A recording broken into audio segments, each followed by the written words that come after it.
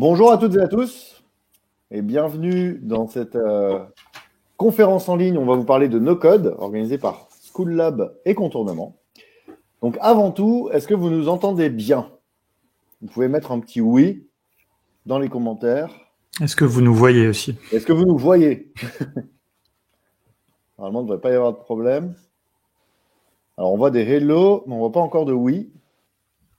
Un petit décalage qui fait toujours un peu stressé, quoi. Qui fait toujours un peu... Après, il y a la rafale. Bonjour, yes, nickel, yes, bonjour, nickel. Non, pas du tout. Non, c'est bon. Ok, super. Du coup, comme je le disais, bienvenue dans cet atelier de panorama des outils no-code qui s'appelle Digitaliser en un temps record, parce qu'en effet, les outils no-code, ça permet de faire ça. Donc, les outils no-code, très rapidement, ce sont des outils qui, depuis récemment, vous permettent de créer des sites web, des applications web, des applications mobiles, des automatisations aussi. Vous pouvez programmer des automatisations sans coder, sans avoir à passer par le code informatique. Comme vous allez le voir, c'est surtout des interfaces visuelles et du langage humain. Donc, on va vous parler d'un peu tout ça, mais avant, j'aimerais laisser la parole à Étienne de School Lab, que nous remercions d'ailleurs pour organiser ce webinaire. Et puis, on pourra commencer sur les chapeaux de roue. Ouais, super. Merci Erwan, merci Alexis d'être là ce soir. Nous, on est très contents de vous avoir parce qu'on croit beaucoup au no-code. Donc moi, à School Lab, je m'occupe de tout ce qui est accélération de projet, donc à la fois sur des grands groupes comme sur des startups. Et en vrai, on n'arrête pas de leur dire qu'il faut prototyper vite pour tester et pour pouvoir se lancer. Que ça soit une startup ou un grand groupe qui vient nous voir en nous disant j'aimerais bien, je sais messagerie avec de l'IA et du NLP, et puis en fait on lui dit mais t'as pensé peut-être déjà à juste faire des messages et puis d'automatiser un peu derrière et puis de voir en fait si ton service il a une traction. Donc c'est vrai que nos codes, en fait, on les utilise pas mal. Et là, dans ce contexte de confinement, on s'est retrouvé à devoir digitaliser toute notre activité un peu à marche forcée. Alors, on a un peu triché parce qu'on a utilisé du code, hein, on va être honnête. Mais néanmoins, c'est vrai que le no-code, c'est là où on y voit énormément d'intérêt, c'est que tant pour nous que pour nos clients, en fait, à School Lab, c'est un peu une sorte de ruche à projet. Et le fait d'avoir ces outils-là, en fait, ça permet à n'importe qui que ce soit, dans n'importe quelle boîte, quelle que soit la taille de la boîte, de pouvoir se saisir d'un projet et d'être un peu l'acteur de l'amélioration, d'être un peu finalement dans une dynamique entrepreneur et maker. Et donc, on aime beaucoup ça. Et voilà, trop cool de vous avoir pour ce panorama. Merci beaucoup de nous accueillir. Merci pour ce mot d'intro. Donc, je vais te permettre de sortir de la green room pour que tu puisses assister au webinaire tranquillement. Merci, à tout à l'heure. Merci à vous, à toutes. Alors, on va mettre la présentation en grand écran. Est-ce que vous voyez bien la présentation en gros écran? Normalement, oui. Donc, c'est parti. Pour parler de no-code, l'une des meilleures façons de faire, c'est de montrer des projets. Tout simplement, des projets qui ont été réalisés en no-code. Il y en a deux qu'on aimerait vous montrer. Ce sont deux projets qu'on a réalisés chez Contournement bénévolement pour deux associations au début de l'épidémie et du confinement. À ma gauche, vous pouvez voir un aperçu de Banlieue Santé et à ma droite, un aperçu de H24 Urgence. Voilà ce qu'on peut faire en no-code en quelques jours. En mode confiné, c'est l'appli qu'on a développée pour Banlieue Santé. Banlieue Santé, en gros, ils faisaient deux choses quand je les ai appelés. C'est des gens que j'ai rencontrés chez les Déterminés, donc le programme d'accélération partenaire d'ailleurs de School Lab pour des projets des entrepreneurs et des entrepreneuses originaires de quartiers prioritaires et de zones rurales. Et dans ce cadre-là, je vais rencontrer Abdelali, donc le fondateur de Banlieue Santé, avec qui on s'est appelé au début de l'épidémie. Il m'a dit, premièrement, nous traduisons des vidéos de prévention en différentes langues pour que des personnes qui ne parlent pas français puissent faire barrière au virus, parce que le virus, lui, la barrière de la langue, il ne connaît pas. Donc, ce sont des vidéos traduites par les professionnels de santé dans différentes langues et dialectes. Et aussi, ils ont tout un tas de besoins, banlieue santé, des bénévoles, des colis alimentaires, des denrées alimentaires, de l'aide matérielle, parce qu'ils livrent des colis à des personnes âgées en foyer et en quartier populaire. Là, ce que vous voyez ici, c'est l'appli mobile. Donc, vous pouvez aller sur enmodeconfiné.org. Vous aurez ça. C'est une application mobile qui s'affichera, que vous pouvez installer sur votre écran d'accueil. Et on l'a fait avec Glide. Glide, c'est le premier outil no-code dont on va parler. Mais quand je clique, par exemple, pour devenir bénévole, ici, hop, je passe sur un autre onglet. Ça, c'est sur Airtable. Là, c'est un formulaire où je peux présenter ma candidature en tant que bénévole, prénom, nom, rôle, est-ce que je vais préparer des repas, est-ce que je vais livrer, etc. Et ça arrive derrière dans une base de données, un gros tableau que je ne peux pas vous montrer ici parce que c'est du confidentiel, mais dites-vous que c'est un espèce de gros tableau fait sur Airtable. Enfin, plus précisément, une base de données, c'est beaucoup plus puissant qu'un tableau, qu'on peut afficher sous forme de calendrier, d'agenda, de cartes, de galeries avec des images, et surtout qu'on peut filtrer dans tous les sens. On en reparlera. La deuxième partie de ce projet, c'est donc Airtable. L'appli mobile avec Glide, les formulaires et la base de données avec Airtable. Un autre projet donc fait avec Glide, c'est H24 Urgence. Et là, on va aller un peu sous le capot. H24 Urgence, c'est Zaïm, aussi une porteuse de projet rencontrée chez les Déterminés, qui connaît très bien les maisons de santé, qui sont des lieux où on peut consulter et qui sont une formidable alternative aux urgences ou au SAMU, qui étaient engorgés pendant l'épidémie. Donc, elle, à la main, elle appelait les maisons de santé pour leur demander leur disponibilité, comment on pouvait consulter, leurs horaires d'ouverture et tout. Ça rame un petit peu là parce que je partage mon écran, mais sinon, c'est très réactif. Donc, je lui ai dit, écoute, si tu as toutes ces infos sur ces maisons de santé, d'autant qu'il y avait plein de maisons de santé qui étaient vides parce que les gens les connaissent mal, envoie-moi un tableau bien propre et je vais te faire une application où tu peux localiser ces maisons de santé, où tu peux consulter donc les différentes infos qu'on a remplies dans le tableau. On peut mettre en favori, mais là, on demande son mail quand même. On peut aussi trier par favori, mais pareil, il faut son mail. Et aussi un moteur de recherche, par exemple, si je tape, on va dire, chemin, voilà, en direct, là, au che, par exemple, il y a les résultats qui s'affichent et je peux consulter. Qu'est-ce qu'il y a derrière ça? Il y a, premièrement, l'outil Glide. Regardez, c'est très visuel. Ça, c'est vraiment à l'image du no-code. C'est un outil qu'on adore, Glide. C'est très visuel, très simple, avec un parti pris très fort. Là, par exemple, si je bouge ça à droite, hop, vous allez voir que sur l'appli, ça bouge aussi. Tac.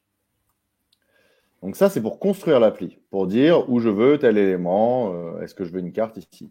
Et surtout, derrière la carte, attention, accrochez-vous à votre siège. Qu'est-ce qu'il y a derrière la carte? Je la réaffiche vite fait. Derrière cette carte, il y a ça. Un Google Spreadsheet, un tableur Google, un Excel Google. Un tableur bien propre fait par Zaïm où il y a les établissements, les horaires d'ouverture, les coordonnées géographiques, le texte qui va avec, les liens vers les images et les liens vers les sites. Et ça donne cette carte. Glide a un parti pris très fort, c'est de dire le Google Spreadsheet, tout le monde peut en maîtriser un. A priori, tout le monde dans ce webinaire a déjà touché de près ou de loin un Excel. Et à partir de ça, on veut donner les possibilités de faire une application mobile. On peut aller très loin. On est limité sur certains éléments comme le design, mais ça permet de faire beaucoup de choses. Vous avez la chance chez School Lab d'avoir un expert de Glide en plus qui s'appelle Stanislas Ferjus et qui est d'ailleurs dans le chat. Et on a peut-être un projet pour une grande institution d'ailleurs hospitalière actuellement, mais bon, on n'en dit pas trop. Juste un petit mot pour les questions. Merci de ne pas les poser dans le chat, mais plutôt en utilisant la fonctionnalité Ask a Question. Et n'hésitez pas à les voter pour les questions. Voilà, comme ça nous permettra de les traiter à la fin et de les traiter dans l'ordre. Voilà. Normalement, Ask a Question, c'est en bas de votre écran. Vous cliquez dessus, vous posez vos questions. Et puis, si vous voyez qu'elle a déjà été posée, comme le dit Alexis, vous votez et à la fin, on les traitera. Voilà, on les traitera toutes, promis. Oui. Si elles sont dans Ask a Question. Ouais, et forcément, s'il y en a une qui est votée 20 fois, on la traitera en priorité par rapport à une question qui est votée une fois. Donc, banlieue santé à gauche, on va dire qu'en 3 jours, j'avais fait la plupart de l'appli. Et après, il y a eu des améliorations pendant une semaine ou deux. Enfin, surtout pour la partie qui est derrière, qu'on voit pas là, pour l'outil de coordination, pour dire tel bénévole, je l'affecte à telle mission, qui a tel lieu. En fait, comme une appli, quoi. C'est une véritable appli qu'il y a derrière. Et H24 Urgence, une fois que j'ai eu le tableau, sincèrement, en 4 heures, c'était fait. Notamment en faisant les retours de forme à Zaïm pour l'intérieur du tableau. C'est ça le no-code. Le temps que tu as passé, c'était sûrement beaucoup sur le contenu plus que vraiment sur la technique dans les 4 heures. Oui, c'est ce que je dis, notamment les retours que je donnais à Zaïm pour lui dire là, il vaudrait mieux le mettre comme ci, comme ça. En effet, surtout sur les contenus et sur la mise en forme. Donc, pas sur la technique, en fait, c'est la mise en forme du texte. Donc, nous sommes contournement. Comme notre nom l'indique, on forme et on conseille les gens pour contourner la contrainte technique, pour contourner l'obstacle technique, pour trouver le chemin le plus direct entre son idée et sa matérialisation numérique. Donc, on propose des formations et de l'accompagnement. Vous avez d'ailleurs un call to action pour des formations. On a fait un coupon spécial pour cette conférence, mais on y reviendra à la fin, en bas de l'écran. Et on a fédéré aussi la première communauté du no-code francophone et on organise des événements de sensibilisation comme celui-ci pour vous apprendre comment créer des sites web et des applications vous-même sans coder. On vient de vous accueillir, on va faire une introduction et un peu de contexte sur le mouvement no-code. On va vous présenter des cas réels de projets qui ont utilisé le no-code et qui ont réussi. Et on va vous présenter leur stack. Vous savez, leur stack, c'est les différentes briques qu'ils ont utilisées, les différents outils no-code. Vous allez le voir, souvent, il faut combiner des outils no-code. À la fin, on fera un panorama très rapide sur tout un tas d'outils no-code pour faire la réalité augmentée, du machine learning, des newsletters, bref. On passera très vite dessus, mais de toute façon, vous aurez la présentation et vous aurez le replay dans un mail après cette conférence. Et puis, on passera aux questions-réponses. L'objectif, c'est qu'on parle jusqu'à 18h45, 18h50. Et ensuite, on pourra aller jusqu'à 18h15, 18h30 pour les questions. Pardon, 19h15, 19h30. C'est parti. Alors, on va se présenter rapidement. Donc, moi, je m'appelle Erwan Kézard. On est 3 chez Contournement. Et du coup, ce qui est intéressant, c'est qu'on a tous monté plusieurs projets dans nos vies. Il y a un élément aussi qui est intéressant, c'est qu'à l'origine, on vient du code informatique avec Alexis. Avec Alexis, donc, on a cofondé Contournement et on s'est rencontrés chez Simplon.co. Simplon.co, qui est une entreprise sociale et solidaire dont j'ai eu l'idée en 2012, que j'ai cofondée en 2013 et dont j'ai décidé de partir en 2017. Et pourquoi je parle de ça? Parce que Simplon, en fait, souvent on nous demande dans des conférences aux journalistes, mais c'est pas bizarre d'avoir monté une école de code, puis d'avoir monté une école de no-code? Et je vous explique, parce que Simplon, en fait, c'est devenu le plus gros réseau au monde d'écoles de code gratuites et solidaires pour des personnes qui sont en recherche d'emploi ou qui n'ont pas de diplôme, des personnes réfugiées aussi. Un objectif de parité femmes-hommes très fort, donc formé au code informatique pour trouver du boulot ou monter son projet. Et nous, ce qu'on répond, c'est que le lien entre tout ça, c'est que quand j'ai eu l'idée de Simplon en 2012 avec Andrei, l'un des cofondateurs, c'est parce qu'on a identifié des langages de programmation qui permettaient de rendre plus accessible le fait de créer des sites et des applis, qui rendaient plus accessible le fait de fabriquer, de devenir des artisans numériques. Donc, ce qui nous intéressait déjà, c'était d'apprendre à fabriquer des choses. C'était pas la technique pour la technique. Et pour le coup, à l'époque, on voyait que ça se passait avec Ruby, Ruby on Rails, des technologies comme ça, mais il fallait coder. Et aujourd'hui, on se dit que c'est plutôt avec le no-code que ça se passe. Donc, il y a toujours ce fil rouge de démocratisation des technologies, de donner les moyens aux gens de fabriquer leurs idées. Et donc, c'est chez Simplon qu'on s'est rencontrés avec Alex. Et donc, moi, à la base, j'ai un background technique. Je suis développeur, j'ai été directeur technique de plusieurs startups. Et à Simplon, je suis venu pour monter Simplon Prod, qui est toujours d'ailleurs l'agence web interne de Simplon. On recrutait des anciens élèves pour faire de la prestation pour des clients, des grands comptes, des assos, pas mal d'acteurs du monde de l'ESS. Donc, ça permettait d'alimenter le modèle économique de Simplon et d'aider, de trouver des débouchés pour certaines personnes qui sortaient de la formation et les aider à parfaire leur formation.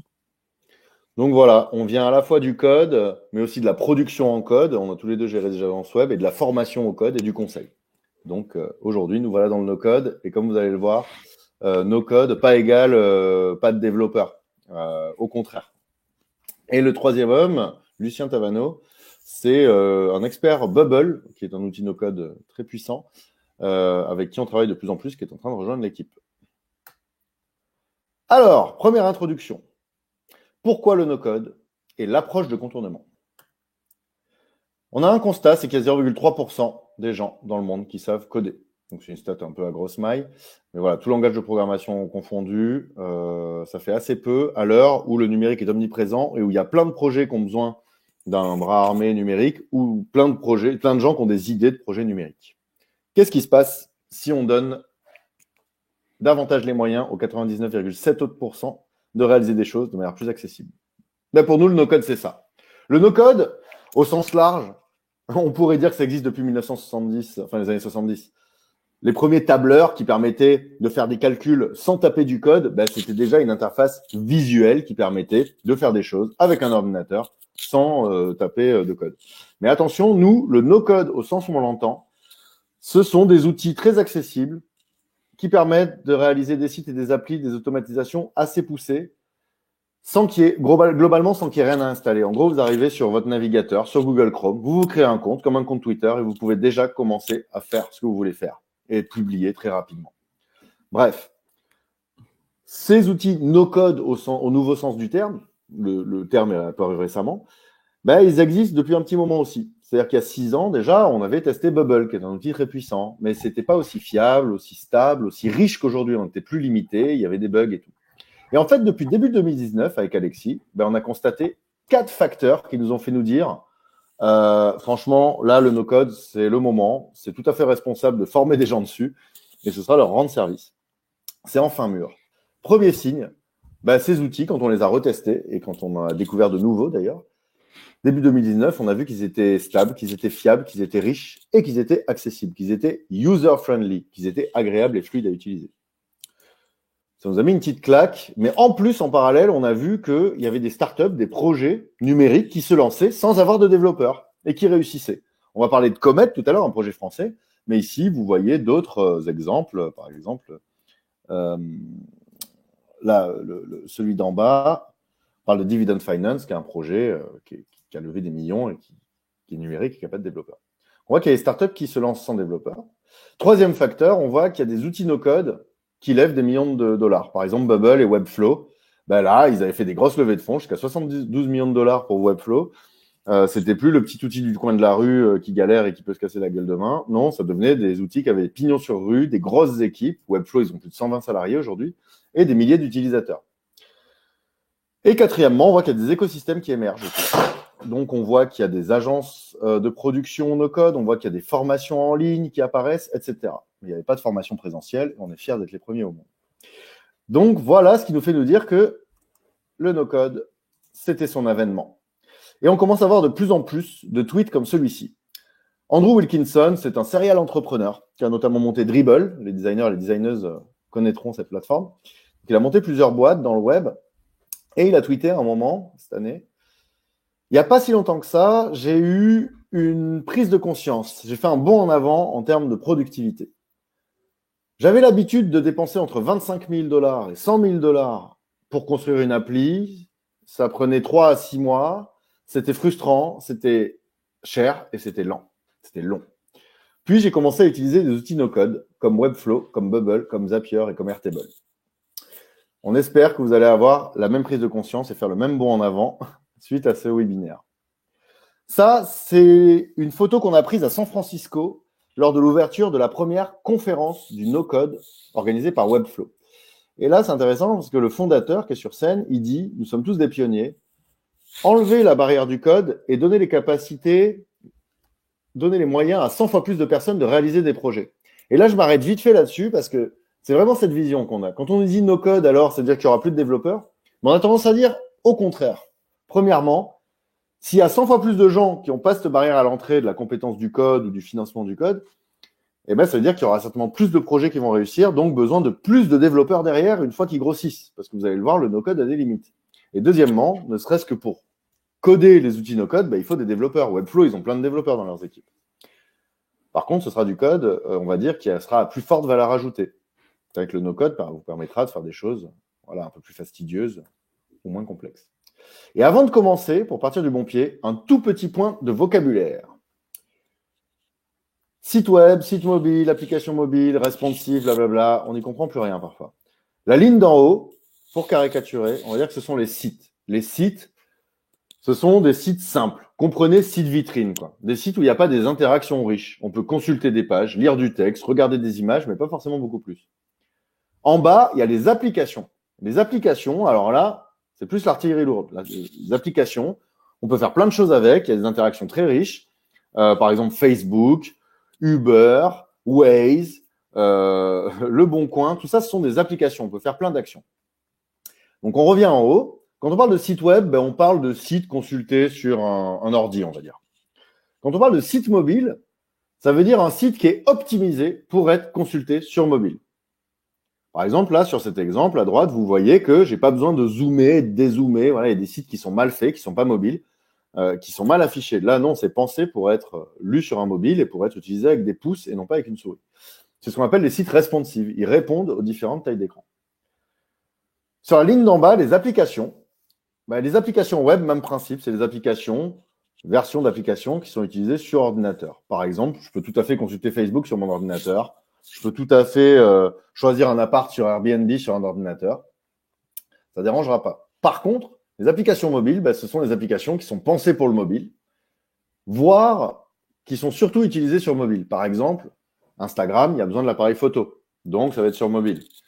Uber, c'est plutôt utilisé sur mobile parce qu'il y a le GPS. Ça fait appel à des fonctionnalités natives du mobile. Je ne vais pas me trimballer dans la rue avec mon ordinateur à chercher le Wi-Fi pour commander un Uber, quoique ça arrive parfois en urgence.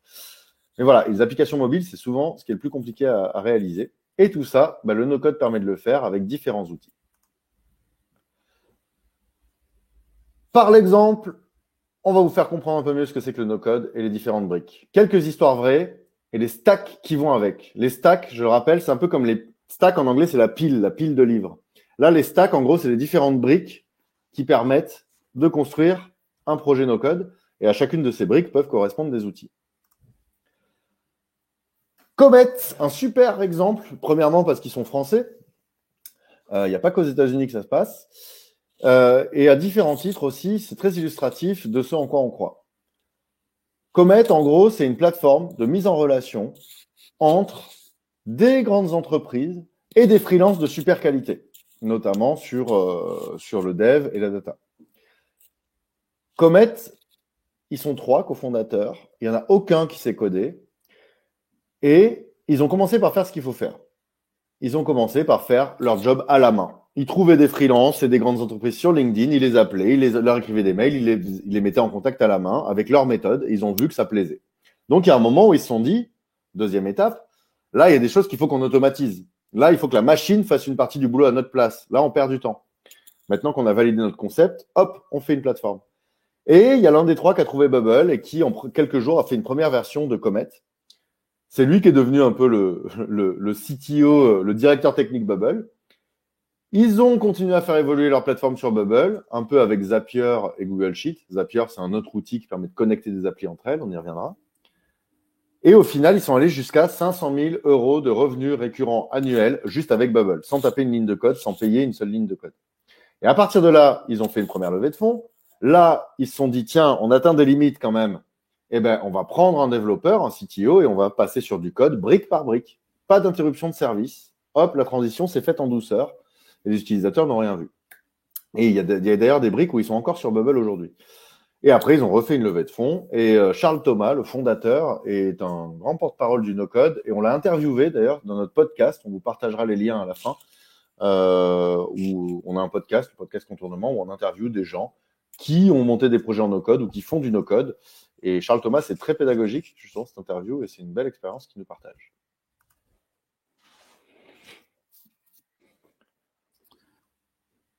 Alors, un autre exemple qu'on aime beaucoup, c'est Duelito. Alors, Duelito, c'est un designer américain, Caleb Barkley, qui avait eu l'idée. Il s'est dit, bon, ok, aux États-Unis, il y a pas mal de gens qui ont des cabanes dans leur jardin. Ils ont des grands jardins aux États-Unis, c'est un grand pays, il y a plein de places. Donc, il s'est dit, est-ce qu'il n'y aurait pas une opportunité de faire une marketplace? Donc pour ça, il a fait 2 hypothèses. Il y a des gens qui vendent des cabanes de jardin, et puis il y a des gens qui veulent acheter des cabanes de jardin d'occasion, quoi. Plateforme d'intermédiation classique. Première hypothèse, il la valide très rapidement, puisqu'il fait le tour de Craigslist, qui est le bon coin américain, et de tous ces sites, et il voit qu'il y a plein d'annonces. Il les collecte dans un Google Sheet en même temps qu'il fait ses recherches. Ça va lui permettre de démarrer sa plateforme, puisque pour valider sa deuxième hypothèse, il s'est dit, OK, comment je peux faire tout seul pour prototyper rapidement, faire une plateforme où je mets toutes ces annonces et voir s'il y a de l'intérêt. Pour ça, il utilise Webflow, qui est un super outil, on en reparlera tout à l'heure rapidement. Il injecte dans la base de données de Webflow tout ce qu'il avait dans son Google Sheet, et puis il design une plateforme, ça c'est une capture d'écran de la première version. Vous pouvez aller voir maintenant, ça a évolué, mais il y a des filtres, tout ça il l'a fait avec Webflow. Et puis, donc ça marchait bien. Déjà, il a lancé, il a commencé à avoir de l'attraction. Et donc ensuite, il avait quand même besoin aussi de pouvoir un petit peu suivre ce qui se passe et l'intérêt des gens qui étaient prêts à acheter des cabanes. Donc, il a utilisé Airtable pour ça. Il a mis un petit formulaire tout simple. Quand on clique sur une cabane de jardin, on remplit un petit formulaire Airtable. Airtable, c'est un super outil de base de données. Et comme ça, il a collecté les leads. Et en utilisant Zapier, un outil d'automatisation, on reviendra sur tous ces outils, automatiquement, quand il y avait un nouveau lead, il générait un devis déjà, et il faisait la mise en relation avec l'offreur. Et dans le premier mois, il s'est lancé sur Product Hunt, voilà, il y a eu plein de trafic, et il a eu presque 4000 leads, il me semble. Voilà. Et il dit globalement que pour faire 90% du site, ça lui a pris qu'une journée, grâce à Webflow, au fait que ça soit hyper rapide, quoi. Voilà, donc il a pu valider ses hypothèses très rapidement. L'intendance. Alors, l'intendance, c'est un site de e-commerce. Donc, ça a été lancé par Myriam et Noélie, qui sont basés à Station F. Et donc, c'est un e-commerce, que des produits bio, en vrac, sans emballage en plastique, ni rien, et que livraison en vélo, scooter électrique. Donc, pas d'émissions de carbone. Pour faire ça, elles sont allées voir des designers. Dans le e-commerce, évidemment, il y a un enjeu de design. Il faut que le site soit extrêmement attractif. Et ces designers les ont orientés à nouveau sur Webflow. Alors, il y a d'autres outils, no-code pour faire des sites, mais Webflow revient souvent. Et voilà, c'est les designers qui leur ont fait le site. Mais grâce à Webflow, elles peuvent quand même avoir la main. Elles ne savent pas coder, mais elles peuvent facilement prendre la main sur le site, faire des modifications, ajouter des bannières, des choses comme ça. D'autant que Webflow a intégré un système de e-commerce natif. Donc, elles ont pu aller assez vite et lancer leur projet et avoir quelque chose de vraiment très joli. Je vous invite à aller voir, c'est vraiment un super site. Et il y a juste... Donc, elles ont utilisé du no-code, évidemment, pour la logistique, et aussi parce que Webflow est un service américain et qu'aujourd'hui, il gère pas forcément bien certains aspects comme la TVA. Il le gère à l'américaine en fonction de l'état dans lequel on est. Et donc, pour ça, elles ont utilisé une automatisation. Donc, Airtable, à nouveau. Chaque commande de Webflow est envoyée à Airtable. Et dans Airtable, elles ont une automatisation qui va recalculer le bon prix, la bonne facture en fonction des produits. C'est comme ça qu'on calcule la TVA en France. Et générer la bonne facture pour envoyer au client. Et tout ça est automatisé grâce à Zapier. Et en ce qui concerne leur logistique, donc elles génèrent un PDF avec des images pour envoyer aux préparateurs de commandes. Il faut savoir que les préparateurs de commandes, c'est une ESAT, donc des personnes en situation de handicap. Donc, elles voulaient qu'ils aient un PDF extrêmement simple pour pouvoir préparer, aller dans les rayonnages et voir tout de suite ce qu'ils devaient mettre dans la commande. Et pour ça, elles n'ont pas trouvé de solution no-code à l'époque. Ils ne connaissaient pas encore, peut-être aussi. Et donc, elles ont fait appel à des développeurs qui leur ont écrit un petit script en Python qui fait cette génération de ce PDF. Et qui est envoyé automatiquement, et cette génération, elle est déclenchée par Zapier. Donc comme quoi, vraiment, no code, comme le disait Erwan, ça ne veut pas dire plus de code. Nous, vraiment, on vous incite à utiliser les bons outils au bon moment, et s'il faut utiliser un peu de code pour faire quelque chose, il n'y a aucun problème, ça marche très bien. Et vous voyez, dans la stack, un des étages, ça peut très bien être du code, là, du Python, par exemple. Et le dernier exemple, alors ça, c'est un... très différent. Donc là, on est vraiment dans du side project. Nous, on adore les side projects, les gens qui lancent comme ça des petites idées en dehors de leur boulot ou de leur projet principal. Donc ça, c'est Drew Thomas, c'est un acteur, quelqu'un qui est dans l'écosystème de no-code et qui fait pas mal de choses. Et notamment, il a fait ça. Donc il s'est dit, ok, moi j'ai une idée, ça serait de faire une application qui présente la météo du jour comparée à la météo de la veille. Donc là, vous pouvez voir sur la capture d'écran, par exemple, ça vous met, il fait 1 degré de moins qu'hier et il y a plus de vent. Et vous, logiquement, vous savez, si vous n'avez pas été confiné, vous êtes sorti dehors, vous savez la météo d'hier, donc vous savez que s'il fait 1 degré de moins, déjà si hier vous aviez froid, vous aurez encore plus froid. Voilà, c'est une petite idée, je sais pas, je suppose que le mec il s'est dit ça, tu vois, peut-être après une discussion avec des gens. Il l'a fait en une journée et il l'a mis sur les stores. Il a fait ça grâce à un outil qui s'appelle Thunkable et qui permet de faire des applications natives qu'on peut déployer et qui permet aussi de se connecter à des API. Donc, il a utilisé une API qui s'appelle Dark Sky API qui donne la météo. Donc, simplement, il envoie la géolocalisation de la personne, la météo, l'API lui renvoie la météo et puis il fait la comparaison et il affiche la comparaison. Voilà, et ça, il dit qu'il l'a fait en à peu près une journée avec Thunkable. Voilà. Il l'a déployé sur les stores, il la vend même. Coûte 2,99 $. Alors l'histoire ne dit pas s'il en vend beaucoup, mais en tout cas, il a pu tester son idée et aller jusqu'au bout de son side project assez rapidement, quoi. Et d'ailleurs, au passage, parfois, là, comme c'est un webinaire, on va essayer de vous donner un max d'infos en 45 minutes. Il y a des mots qui peuvent être un peu techniques. Généralement, on tâche toujours de traduire les anglicismes ou d'expliquer ce qui a l'air un peu technique, mais n'ayez pas peur. Par exemple, le no-code, ça permet souvent de mieux comprendre certaines choses, comme les API, par exemple, les API. C'est le fait de se connecter à un autre service pour aller, par exemple, chercher la météo. Et justement, ça, c'est des choses où, normalement, en écrivant du code, c'est un peu complexe à comprendre. Là, c'est aussi des choses qui… voilà, si vous ne comprenez pas tout, n'hésitez pas pendant les questions, vous pouvez nous les poser. Et voilà. Quelle méthodologie derrière tout ça? Parce qu'avec le no-code, figurez-vous qu'on peut aussi faire des usines à gaz, qu'on peut aussi avoir des projets trop ambitieux dans lesquels on se prend les pieds, parce que le no-code, c'est peut-être plus accessible à certains égards parce qu'on n'a pas à passer par le code, mais ça ne veut pas dire que c'est facile. C'est d'ailleurs pour ça qu'on existe. C'est pas toujours évident de l'apprendre, de le prendre en main. Ça dépend des outils. C'est pas toujours évident aussi de savoir par où commencer et quels outils choisir. C'est pour ça que Contournement existe.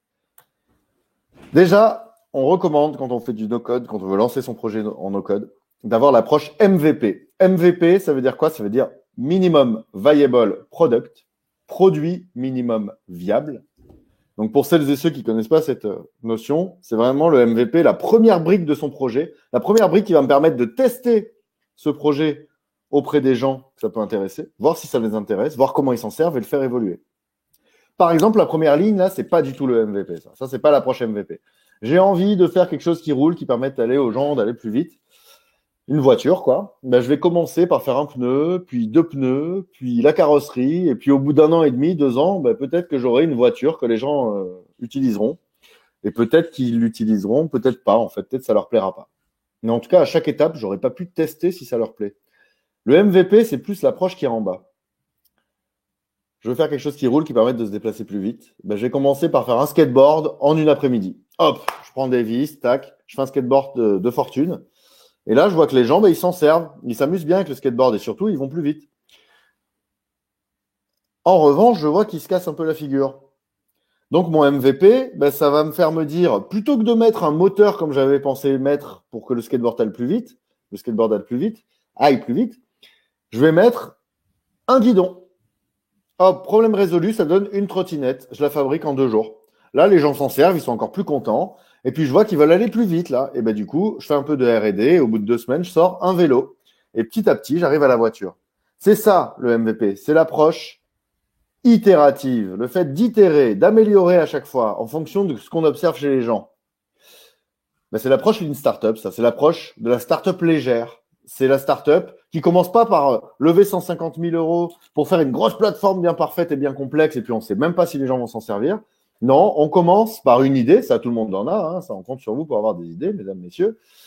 Par contre, l'étape la plus difficile, c'est le produit.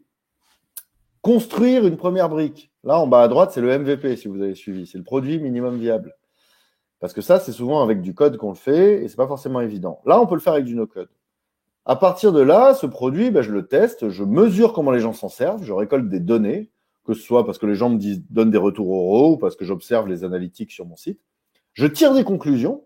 Tiens, les gens se cassent la figure. Je vais faire un guidon. Là, j'ai de nouvelles idées. Et là, je repars pour une itération. Peut-être que je vais faire évoluer ma brique. Peut-être que je vais la faire grossir. Peut-être que je vais en faire une deuxième qui n'a rien à voir. Peut-être que je vais la jeter pour en faire une autre. C'est aussi ça, le MVP. On peut le jeter à la poubelle pour tester autre chose. Et l'intérêt du no-code, c'est vraiment ça. Et là, je parle de projets entrepreneuriaux de type startup. Je parle d'associations qui ont un projet numérique. Je parle de grandes entreprises qui ont envie d'innover sur un point et qui veulent aller vite et avoir vraiment le user fit, c'est-à-dire que ça corresponde à ce que les gens veulent. Parce que souvent, on a des grandes idées, mais c'est au moment d'aller tester que c'est plus difficile. Product market fit. Product market fit, user fit, voilà, je viens d'inventer un nouveau terme. C'est la fin de la journée, hein, les webinaires, c'est plus facile à 14h. Donc, les 2 approches du no-code, ça c'est un autre élément de méthodologie. Vous allez voir, on va vous illustrer ça. Je peux tout à fait me dire, j'ai un projet et je vais utiliser un seul outil no-code pour tout faire. Ça, c'est l'approche intégrée. Toute la stack, toutes les briques sont dans un seul outil. Par exemple, Bubble. Bubble, c'est un outil très puissant qui permet de faire des applis très avancées. Par contre, pour l'apprendre, il va falloir plusieurs semaines. Ça va être plus fastidieux, ça va être plus complexe. Donc, ce n'est pas toujours le meilleur choix. L'approche modulaire, la deuxième, s'il y a des Legos en dessous, c'est parce que ça s'apparente à des Legos. Je vais utiliser un outil différent pour chaque étage de la stack, pour chaque brique de mon projet. Je combine différents outils pour que chacun fasse le job qu'il fait le mieux. Par exemple, Typeform pour que les gens puissent répondre à un formulaire, comme vous avez vu sur Banlieue Santé. Airtable pour stocker les données et pour pouvoir les traiter, les afficher de manière plein de manières différentes. Webflow pour faire le site, un joli site très avancé. Et Stripe pour faire la brique de paiement. Et justement, on a un exemple. En fait, on a une formation qui s'appelle Side Project. Comme son nom l'indique, donc c'est pour les gens qui veulent monter un projet en dehors de leur activité principale.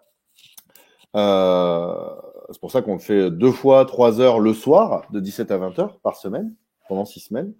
Et la première promo, il y avait Nathalie qui est arrivée, qui nous a dit, voilà, elle travaillait pas du tout dans l'informatique, mais elle voulait monter un projet web, une start-up, Natica. Elle nous dit, mon constat, il est simple, c'est que quand tu as les cheveux afro en France, c'est une galère pour vraiment bien en prendre soin.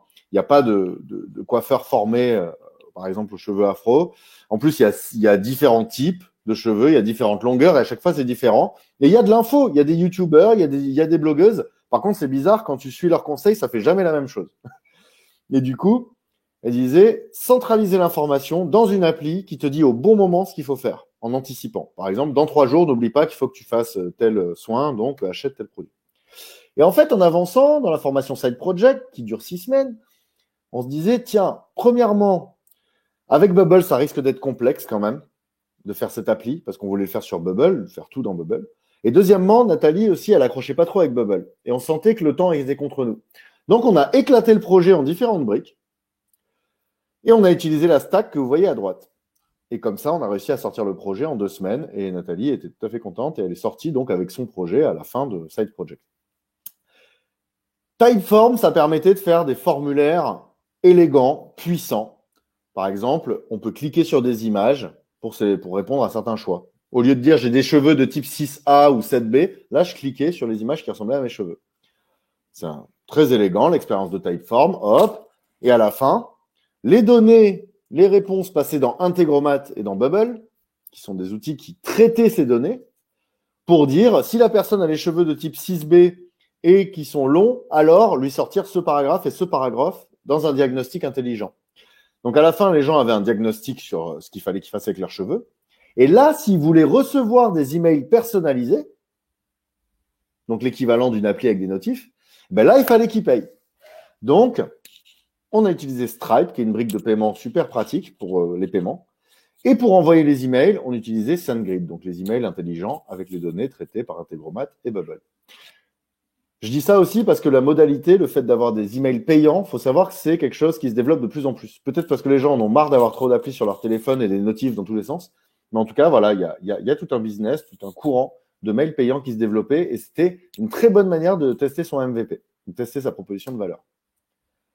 Sur l'approche modulaire, très rapidement, je vais vous faire une illustration de comment je pourrais m'y prendre pour vous illustrer les différentes briques. Imaginons que je veuille faire un service où les gens peuvent se prêter des instruments de musique. Déjà, il me faut un site où je puisse présenter le service et où les gens puissent y accéder. Et je vous rappelle que tout ce que vous verrez là, vous l'aurez dans le replay et dans la présentation avec des liens cliquables. Donc, ça va un peu vite, n'ayez pas peur.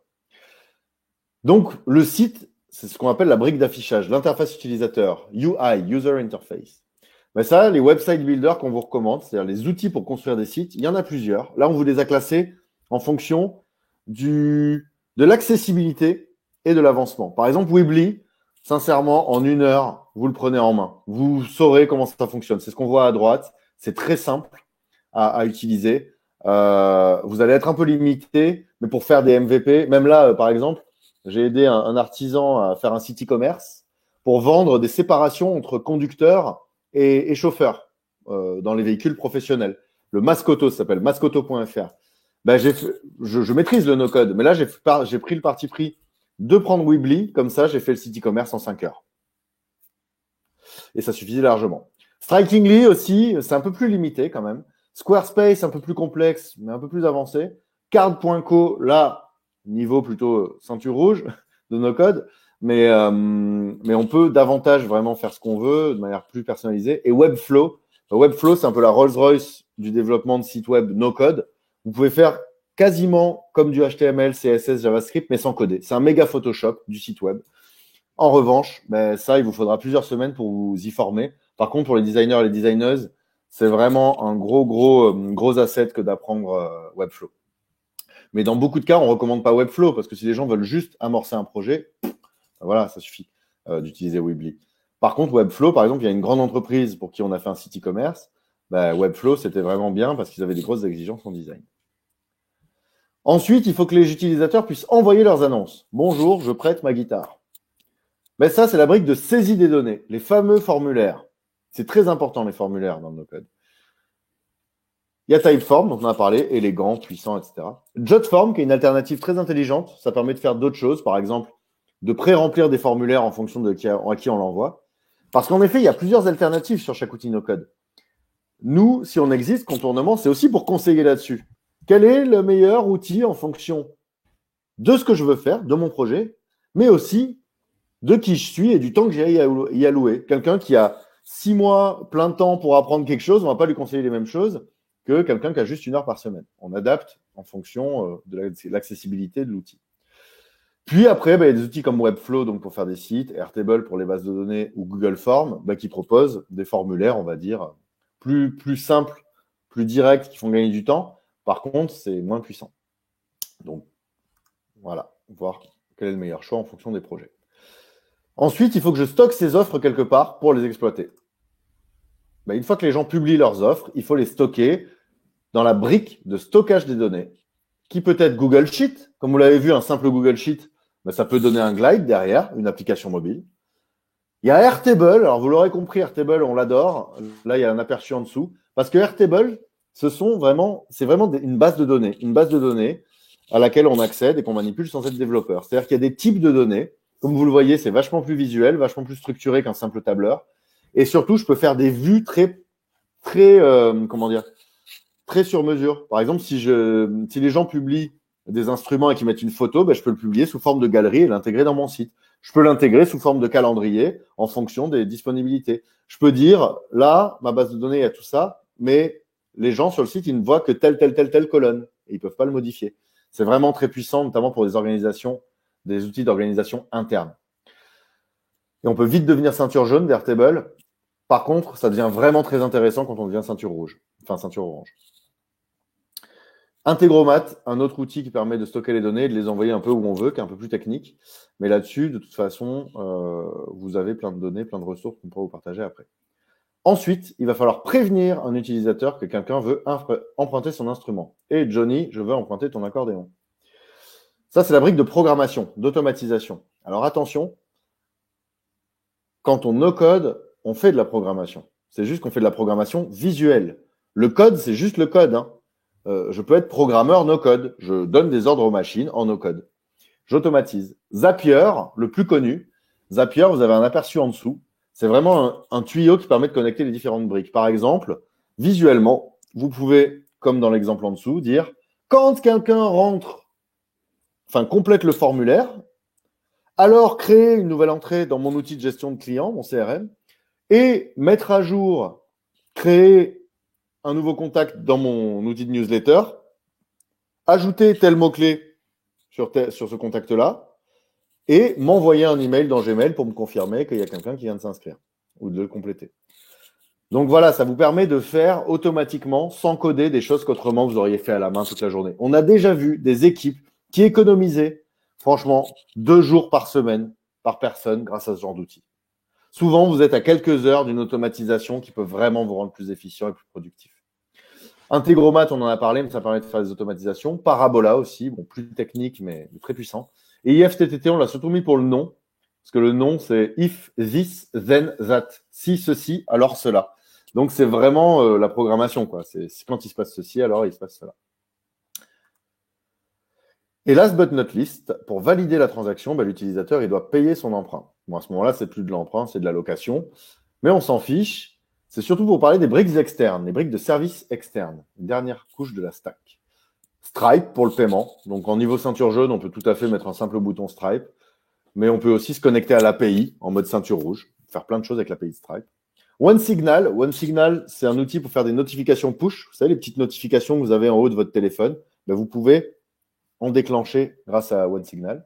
MailerLite, Mailchimp, SendGrid, ça a des outils pour envoyer des newsletters, mais aussi des emails transactionnels. Vous savez, ces emails qui viennent vous chercher une semaine après votre achat en vous disant ce manteau irait très bien avec ce sac, ou met au moins 20%.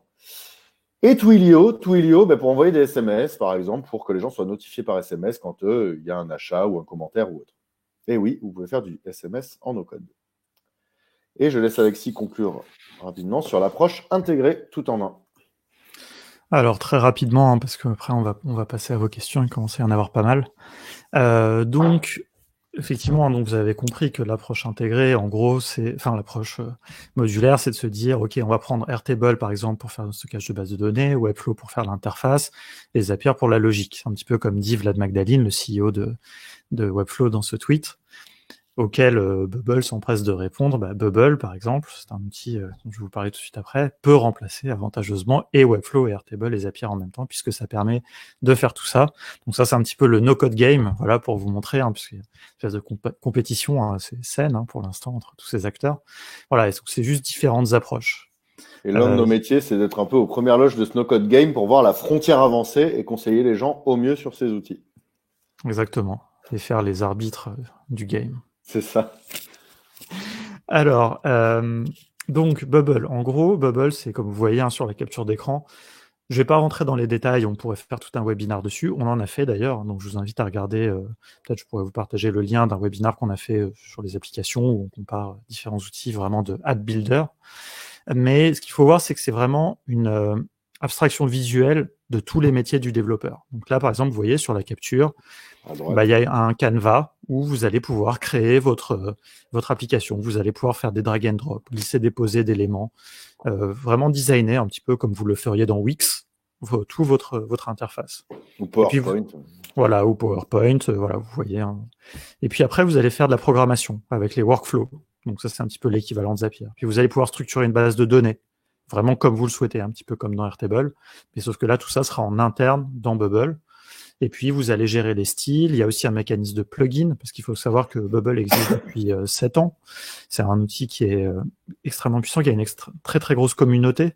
Cette communauté, elle fait qu'il y a un forum qui est très actif. Donc ça, c'est super. Vous allez avoir plein de ressources. Et aussi des développeurs qui créent des plugins pour Bubble. Et donc, vous allez avoir plein d'éléments additionnels pour vous connecter à des API, pour avoir des éléments visuels. Par exemple, il y a un élément qui permet de faire la pile de cartes comme dans Tinder, où vous pouvez swiper à droite et à gauche les éléments. Voilà, il y a plein de choses comme ça qui vont vous simplifier la vie, même si globalement, il faut quand même apprendre à s'en servir. La courbe d'apprentissage de Bubble est quand même importante, mais voilà, faut vraiment, c'est un outil qui est extrêmement puissant. Et en général, quand les autres choses qu'on vous a montrées ne font pas l'affaire, le dernier recours, en no-code en tout cas, hein, avant. Sinon, il y a toujours les développeurs, évidemment, mais ça va être Bubble. Et par exemple, il me semble que, vous avez dans l'écosystème du School Lab EvoDev, par exemple, qui est une agence qui est spécialisée sur Bubble. Donc voilà, il y a pas mal de freelance, nous on en a dans notre communauté, de petites agences qui sont là-dedans et qui peuvent vous accompagner. Et puis sinon, on vous recommande vraiment de vous former et de vous y mettre, quoi. C'est ça, nous on est plutôt sur la formation et du conseil. Par contre, quand il faut rediriger vers des gens qui produisent et qui coachent individuellement de qualité, dans la communauté, on saura vers qui vous redirigez, notamment EvoDev. Et de toute façon, on vous enverra la presse après, à la fin du webinaire. Donc là, les autres éléments dont j'ai pas parlé, c'est pour vous les laisser explorer après. Et donc sur les applications mobiles, je suis sûr qu'il y en a plein d'entre vous qui veulent faire des applications mobiles, hein, c'est un peu le Graal. Je vais vous recommander juste un outil, et les autres vous les explorez, c'est vraiment Adalo. C'est un outil qui est super, donc là encore vous voyez une capture d'écran. Pareil, c'est un app builder générique, vraiment, mais spécialisé sur le mobile. Où vous allez pouvoir facilement travailler, vous avez un canevas, et puis vous faites des drag and drop d'éléments, vous pouvez faire de la programmation. C'est pas aussi évolué que Bubble, mais du coup c'est aussi quand même plus facile à prendre en main. Même si une petite formation peut être bien aussi. Voilà, mais ça, je vous invite vraiment, c'est super. Si au début, Erwan vous a montré Glide, je viens de vous parler de Bubble, Adalo, c'est quelque part au milieu du spectre, quoi. Voilà. Et c'est vraiment cette nouvelle génération d'outils no-code qui, en plus, chaque semaine, publie des nouvelles fonctionnalités. C'est hyper excitant d'observer ça en live. Et voilà, ils s'enrichissent tout le temps.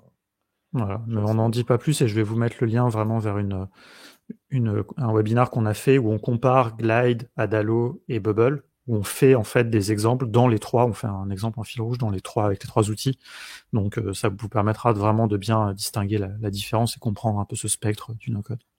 Yes. Et dans le spectre du no-code, donc il y a le grand panorama dont on vous parlait. On va passer très vite dessus, mais on vous enverra la presse.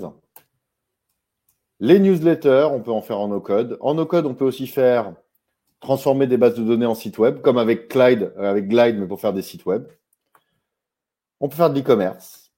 On peut faire des API. On peut faire appel à des API ou exposer des API. Donc, pour utiliser d'autres services, des services externes. Faire du scrapping, aller chercher automatiquement des données sur des sites plutôt que de les copier-coller à la main. Faire des chatbots, des agents de conversation automatiques qui chattent avec vous. Des assistants vocaux. OK Google, est-ce que je peux te no-coder? Oui, vous pouvez me no-coder aujourd'hui. 3D, réalité virtuelle, réalité augmentée, on peut en faire en no-code aussi. Il y a notamment des Français, Minsar et Necker, qui sont forts là-dedans. Jeux vidéo, on peut faire des serious games, on peut faire des jeux en 3D, notamment Celestory, très bien pour les serious games, notamment pour les corporates. Intelligence artificielle et machine learning, on peut en faire en no-code, des machines sans coder. Blockchain, objets connectés. Sachant que tout ça, on peut faire des choses sans coder de manière visuelle, mais de manière plus ou moins limitée. Hein. C'est à vous d'explorer après. Notre site, c'est contournement.io. C'est notre petite planète où il y a des ressources, des tutoriaux et tout. Autour de cette planète, il y a des petites étoiles. C'est nocoders à l'anglo-saxonne.fr. Donc là, c'est des ressources et des outils gratuits sélectionnés pour vous, un peu l'extension de ce webinaire. Et nocodeur.eurs.io à la française. Ça, c'est carrément la fusée pour aller dans cette petite planète avec les étoiles. En gros, c'est un forum intelligent où vous pouvez poser vos questions sur le no-code et où Contournement et la communauté viendront vous répondre et où on peut voter les questions et les réponses, un peu comme dans ce webinaire, pour que les meilleurs remontent. Donc, n'hésitez pas. On est là pour vous aider. Il y a un podcast dont on est très fiers sur Glide, sur 6 projets qu'on a interviewés qui ont réagi face à l'épidémie avec une appli Glide où David Siegel, le patron, enfin le CEO et cofondateur de Glide, nous a fait le plaisir d'intervenir. Donc, n'hésitez pas à y assister. Il est en replay. Et puis, on propose donc des webinaires que vous trouverez sur Crowdcast. Il y a des no-code drinks, des apéros autour du no-code en ligne. Des live no-coding. Lucien se filme en train de no-coder, donc vous le voyez galérer, réussir, etc. Du conseil à distance. On a des créneaux de 15 minutes gratuits, de 30 minutes, de 40 minutes à 50 €, souvent pour vous orienter vers des outils ou vers le bon format d'apprentissage, et de 2 heures aussi. Il y a des podcasts, des formations en ligne, et on en parle tout de suite d'ailleurs. Comme vous assistez à ce webinaire, sachez qu'il y a une formation, enfin 2 formations sur lesquelles vous pouvez avoir moins 30%, non, moins 30, oui, pardon. Moins 50, pardon. C'est le bouton que j'ai mis en bas là. Donc c'est moins 50, je n'ai pas mis à jour. Mais amorçage, en gros, c'est une formation en ligne qu'on donnait en présentiel à la base, qui durait un jour. Là, vous avez de quoi tenir entre 7h et 21h. Vous développez une première petite appli en no-code. Pas votre appli, hein, c'est une appli déjà pré-guidée. Mais vous allez toucher à Weebly, à Airtable, à Glide et à Zapier avec ça.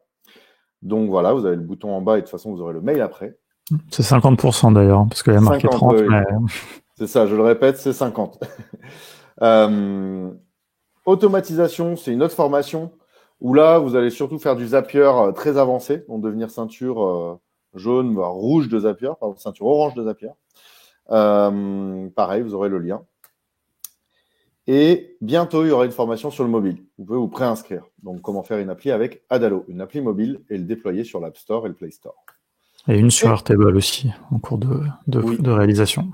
Voilà, le confinement nous fait un peu tout digitaliser.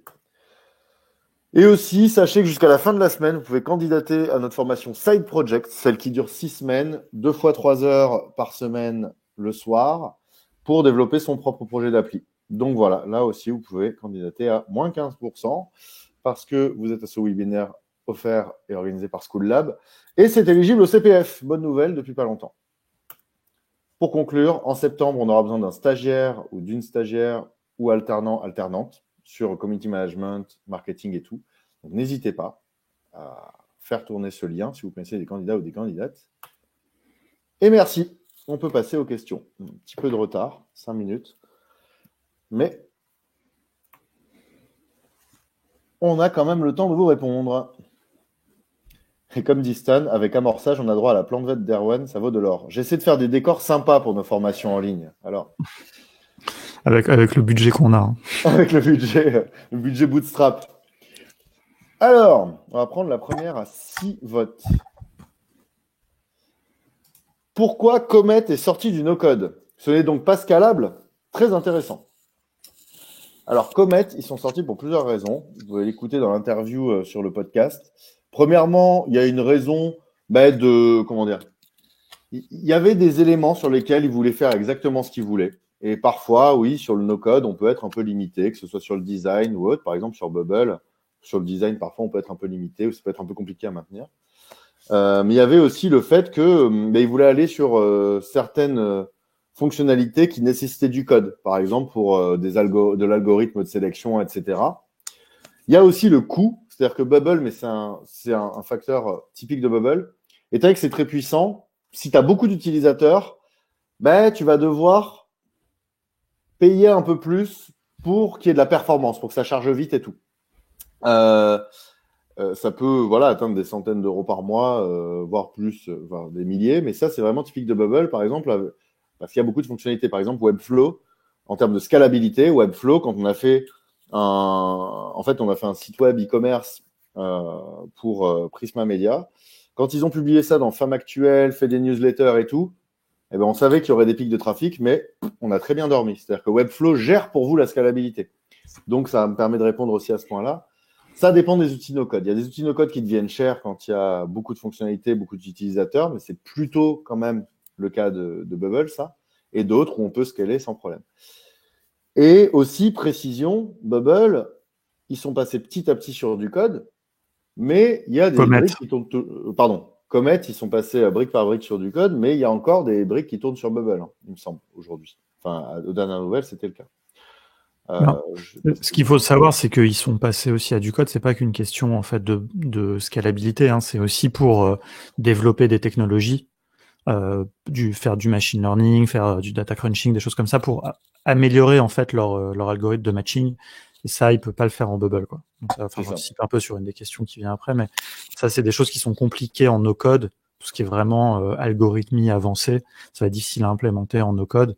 Et donc eux, forcément, ils ont fait des levées de fonds, ils ont besoin d'avoir des assets technologiques aussi et pas juste un business.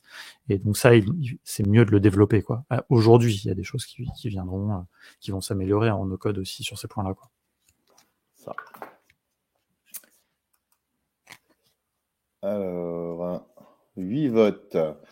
Y a-t-il des solutions en no-code qui permettent de la data science? C'est un domaine, on va dire, où il me semble qu'il y a de plus en plus de choses qui sont faisables visuellement. Sans forcément que ça s'appelle du no-code d'ailleurs. Après, je ne suis pas très familier de ce domaine. En gros, ce qu'on a trouvé, ce qui existe un peu dans l'écosystème, on l'a mis là dans une des slides sur mais globalement, moi j'ai envie de répondre non quand même pour être honnête, parce que ce qui existe, vous pouvez regarder une des choses qui est populaire un peu sur ce sujet, c'est Obviously.ai. Je mettrai le lien éventuellement, mais on est quand même loin encore de ce qui se fait avec du Python, avec du R par des développeurs, quoi. Mais il y a quelque chose, en fait, il y a un début, quoi. C'est-à-dire que là, on est un peu à la préhistoire de ces choses-là, quoi. Enfin, peut-être pas préhistoire, mais à la maternelle, je sais pas comment dire, mais c'est le tout début. Ces outils, ils viennent de naître. Et je pense qu'il y a des choses intéressantes qui vont venir dans les années à venir, mais aujourd'hui, c'est quand même balbutiant, quoi. C'est ça, comme on le disait tout à l'heure, dans la liste, le grand panorama, vous pouvez aller fouiller. Mais il y a des technos sur lesquels c'est pas forcément très avancé, mais en fonction du use case, ça peut permettre de faire des choses intéressantes. Par exemple, la réalité virtuelle, tu peux pas faire des trucs de malade en no-code. Mais quand même, par exemple, il y avait un déterminé, Gennady, il voulait faire un projet de visite de lieu de travail en réalité virtuelle. Il a trouvé quelque chose qui lui a permis de faire son prototype, qui lui a permis de ne pas débourser 25 000 euros dans un prototype. Alors, c'était limité, mais au moins, ça lui a permis de tester plein de choses. J'imagine que sur la data science, c'est plus complexe, mais dites-vous, voilà, qu'en fonction de ce qu'on vous recommande à la fin de la presse, il y a des degrés d'avancement très différents. Ouais, non, mais c'est très juste. Je pense que ce qui existe aujourd'hui permet éventuellement de tester des idées, des choses comme ça. Pas forcément de les mettre en œuvre, mais de voir s'il y a quelque chose, quoi. Peut-être parfois juste assez pour se rendre compte que justement, faut pas faire de la data science, mais choper des data et des utilisateurs, un peu comme faisait remarquer Étienne au début. Parfois, on se dit souvent, oui, il faut faire du machine learning et tout. Déjà, trouver 100 utilisateurs. Alors, que pensez-vous de Wix 7 votes. Il y en a une où il y a 13 votes. Hein. Ah mince, j'ai pas vu. Tu l'as sauté. Ah oui, elle est tout en bas.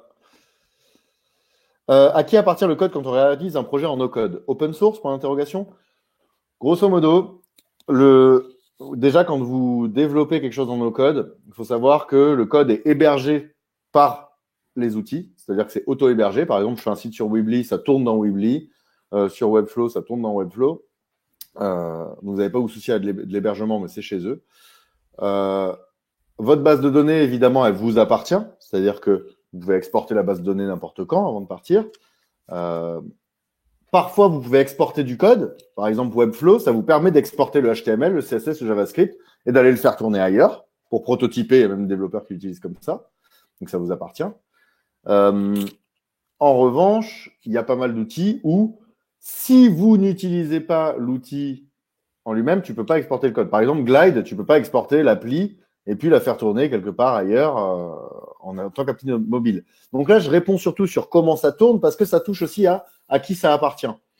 Logiquement, quand tu réalises une appli, je connais pas toutes les conditions d'utilisation de toutes ces applis, mais enfin... C'est ça qu'il faut regarder, hein, surtout. Ouais. Hein. Je pense qu'au cas par cas, il faut regarder dans les outils. Hein. C'est ça. Mais globalement, enfin, ce que je peux dire en tout cas, c'est que leur modèle économique, c'est plutôt de faire une version gratuite, puis après une version payante, donc c'est freemium, et de vous faire payer comme ça, plutôt que de revendre votre code à je sais pas qui. Quoi. Et sur l'open source, aujourd'hui, il n'y a pas vraiment d'outils open source dans le no-code, ça viendra certainement, en termes de libre aussi. Il y a N8N, qui est un peu une alternative à Zapier, à Integromat et tout, qui est open source. Et il y a par contre des acteurs, par exemple Bubble, ils ont dit, si un jour on arrête Bubble pour une raison ou pour une autre, bah déjà ils l'anticiperont pour que les gens puissent commencer à migrer ailleurs. Et ils s'engagent à mettre le moteur de Bubble en open source pour que des gens puissent contribuer et puis que les gens puissent continuer aussi à faire tourner leurs applis. Alors, c'est la 15 questions même. 15 votes. Ouais, c'est la fin de journée. Globalement, les outils de no-code ont une première version gratuite, mais que préconisez-vous pour un projet bien foutu en no-code? En gros, quel budget par mois prévoir sur l'exemple que vous venez de présenter? Ça dépend du moment où vous avez écrit l'exemple que vous venez de présenter. En gros, en tout cas, la question est assez générique. En quelques mots, sur la question du gratuit et du payant et du budget en général, c'est très difficile de répondre. Pourquoi ? Parce que ça dépend vraiment du projet, ça dépend vraiment de l'outil. Nous, ce qu'on a tendance à dire, c'est que si vous êtes dans l'approche MVP, que vous faites vous-même, vous pouvez économiser vraiment un max de budget, vous pouvez apprendre quelque chose et vous pouvez être autonome pour réagir de manière véloce, réactive aux changements que vous voulez faire, aux réactions des utilisateurs et tout. Si vous payez quelqu'un pour le faire, ça va certainement coûter un peu plus cher. Les experts no-code, ils peuvent travailler plus vite que des codeurs, mais ça demeure des taux à la journée autour de 500, 600, 700 euros. Par contre, il y aura certainement moins de jours que sur du code, en fonction des projets. Il y a aussi des cas où on ne peut pas faire en no-code, où il y a une brique à développer en code, ou tout partie du projet. Sur les abonnements, globalement, ce sont des projets, des outils qui vont coûter entre 10, 20, 30 euros par mois en fonction de l'usage que vous en faites. Ça peut monter après si vous avez beaucoup d'usages. En général, ils vous font payer quand vous devez brancher votre nom de domaine. Par exemple, si vous voulez être sur schoollab.fr et non pas schoollab.weebly.com, là, vous payez, mais c'est genre 5 euros par mois. Sur Webflow, sur Glide, c'est un peu le même principe. Pour résumer, je pense qu'on peut dire qu'en général, c'est entre 20 et 50 euros les outils. Ouais. Dans une stack, si on est dans une approche modulaire, et que donc tu vas avoir en général 4 ou 5 outils, quoi. Donc là, je fais un peu l'extrême, mais bon, puisque c'est la question budget, tu peux prévoir, si tu as 250 euros de budget dans une approche modulaire, normalement, tu vas avoir toutes les tous les outils dans la bonne version et tu vas avoir quelque chose qui tient la route. Et après, dans Bubble, le pricing est assez différent. Et ce qu'il faut savoir, c'est qu'il y a un palier, c'est-à-dire que le pricing est à 25 € par mois pour le mode de base payant. Mais tout de suite, si on passe sur un truc un peu plus professionnel, on passe à 115. Et en fait, après, c'est suivant la scalabilité, quoi. Donc, normalement, comme ils le disent, hein, quand vous allez devoir scaler, c'est aussi que vous avez du trafic, que vous avez potentiellement monétisé, et donc vous allez pouvoir suivre le paiement, quoi. Ça, c'est que Donc, vous plus commencez vous à allez avoir avoir des de trafic, problèmes de plus ça va riches, payer, comme quoi. on aime bien dire. C'est-à-dire que là, tu commences à avoir des utilisateurs, tu as de la valeur qui est générée, donc tu peux te permettre de payer. En tout cas, il faut que tu investisses, quoi. Et pardon, je t'ai coupé un peu, Alexis, j'ai l'impression qu'on a un décalage. Non, enfin voilà, sur Bubble, il faut regarder plus précisément, mais c'est un outil qui peut commencer à coûter cher quand vous avez beaucoup de trafic, quoi. Et en gros, pour reprendre le truc du MVP, en général, quand même, ton skateboard, tu peux le faire avec les versions gratuites. Tu peux faire pas mal de choses avec les différentes versions gratuites. Par contre, parfois, il y aura le logo de l'outil, tu pourras pas tout paramétrer. Mais généralement, avec la version gratuite ou la version la moins chère, tu peux quand même aller assez loin, quoi. Alors, laquelle? On va prendre celle-ci. 6 votes. Est-ce que les versions gratuites de ces outils permettent de faire déjà pas mal de choses? Sinon, quel va être le prix finalement pour commencer à faire une appli de qualité selon les outils utilisés? J'ai lu un peu trop vite, donc je pense qu'on vient de répondre à cette question. Bonjour et merci, super intéressant. Quelle différence avec un site builder type Elementor sur WordPress? Est-ce que les outils no-code Weebly Webflow sont SEO friendly? Peut-on intégrer des stacks sur un WordPress via des plugins? Désolé, ça fait 3 questions. Donc ça fait 2 votes par question. Très bonne question sur WordPress, on nous en parle souvent.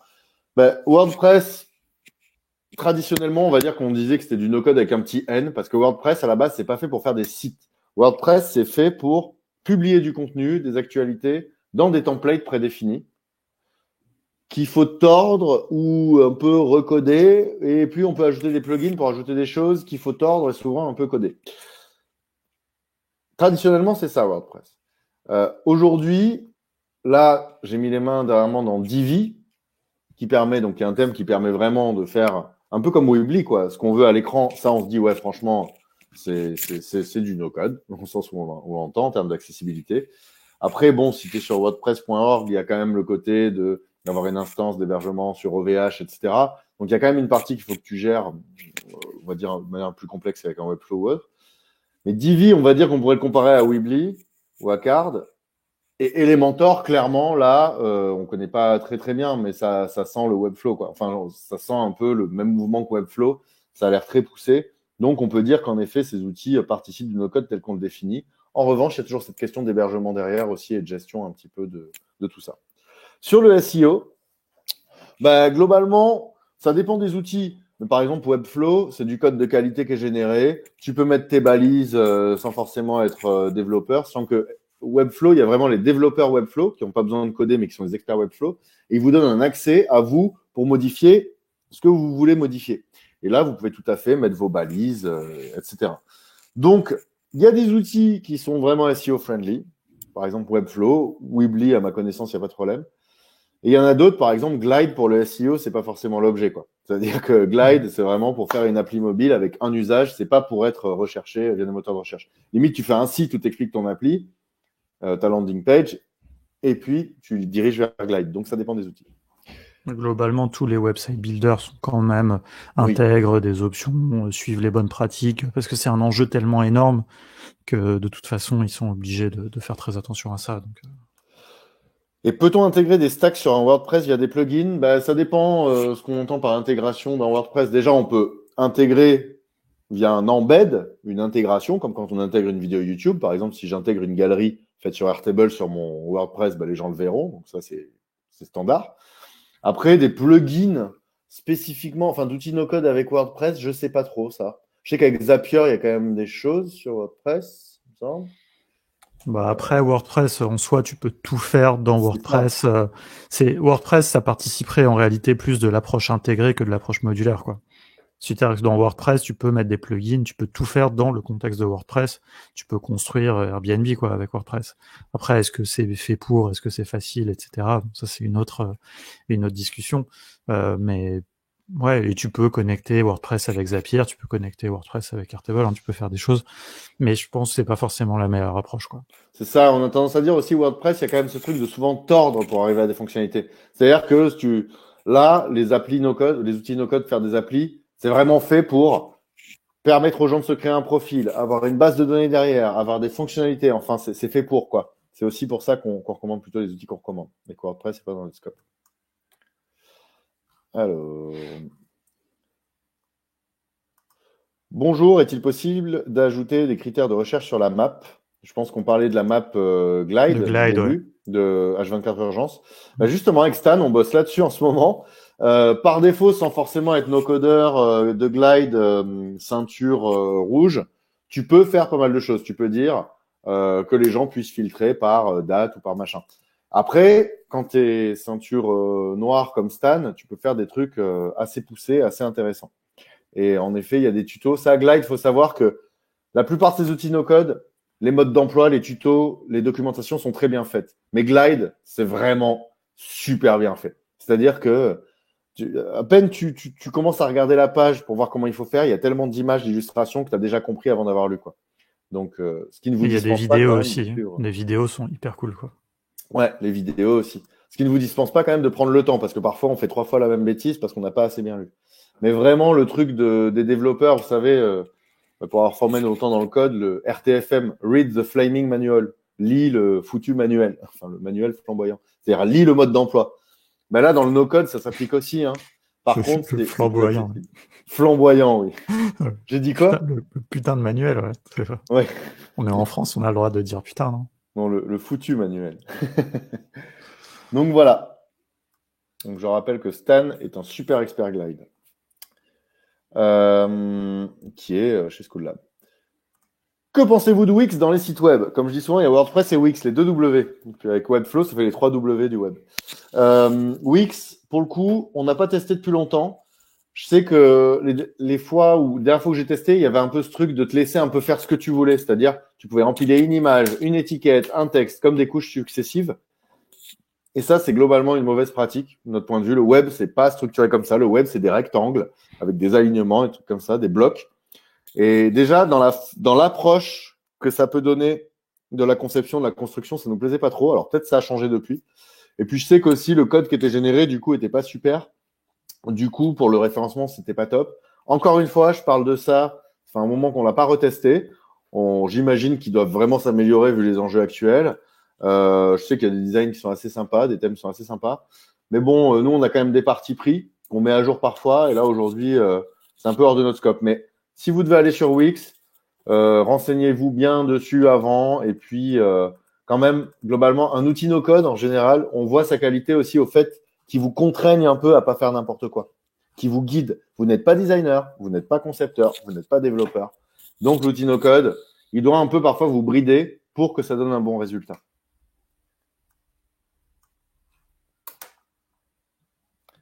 C'est comme le MVP, c'est frustrant, mais c'est comme ça qu'on fait de la qualité.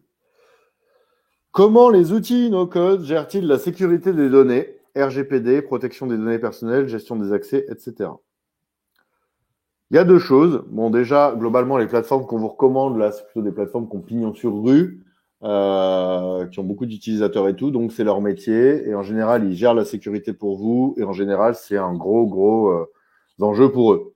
D'ailleurs, si vous hébergez votre site sur OVH, eux aussi, ils ont ces enjeux-là. Quand on parle d'hébergement, on est toujours hébergé chez quelqu'un, à moins qu'on ait un serveur dans sa cave et qu'on héberge soi-même ses propres sites. Pour le coup, globalement, on n'a pas entendu de problématiques de sécurité particulière sur des failles ou autres. Il y en aura certainement un jour. Il y a nul n'est inattaquable et infaillible. En revanche, vous faites attention à comment dire. Faites attention à pas faire n'importe quoi. Par exemple, dans vos paramétrages. Dans Glide, par exemple, c'est un Google Sheet qui fait base de données. Ce Google Sheet, bah, si vous mettez le lien en public, bah, tout le monde pourra accéder à la base de données et là, c'est pas cool du tout. Donc, c'est aussi à vous de faire attention aux liens que vous partagez vers tel formulaire, vers telle base de données, etc. Et après, bah, en termes de RGPD, ça, c'est une chaîne de responsabilité où, en général, ce sont les gens du juridique qui peuvent voir si ça correspond à leurs attentes. Et globalement, oui. Sur les outils, hein, vous pouvez regarder sur Bubble, par exemple, à une page dédiée au RGPD. Enfin, voilà, ils décrivent, parce que c'est un enjeu, hein, même pour les Américains, c'est un vrai sujet. Donc, ils décrivent ce qu'ils mettent en œuvre pour assurer qu'ils se conforment bien et vous donnent des garanties par rapport à ça, quoi. Et rien n'empêche que vos données soient hébergées chez Bubble, par exemple, par le RGPD, quoi.